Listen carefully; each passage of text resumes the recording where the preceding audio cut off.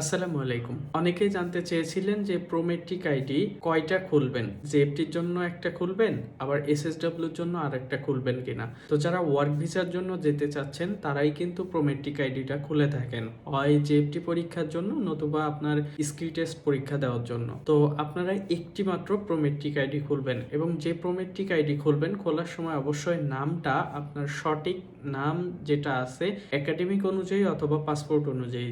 যদি আপনি পাসপোর্টের উপর ভ্যারি করেন, যেহেতু ওয়ার্ক ভিসার জন্য আপনার একাডেমিক যোগ্যতার দরকার হয় না, সেহেতু আপনি কি করবেন পাসপোর্ট অনুযায়ী আপনার নামটা দিবেন।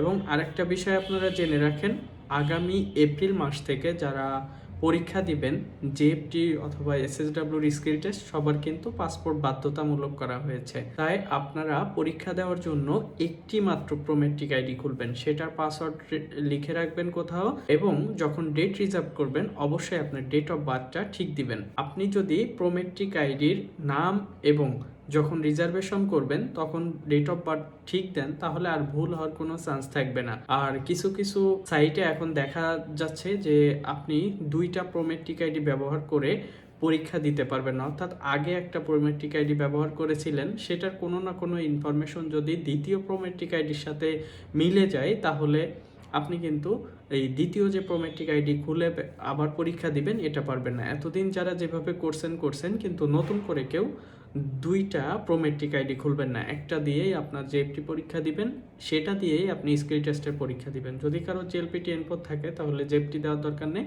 জাস্ট আপনি স্কিল টেস্টগুলো আপনার যে প্রোমেট্রিক আইডি সচল আছে বা একটি মাত্র প্রোমেট্রিক আইডি থাকবে সেটা দিয়েই স্কিল টেস্ট ডেট রিজার্ভেশন করবেন।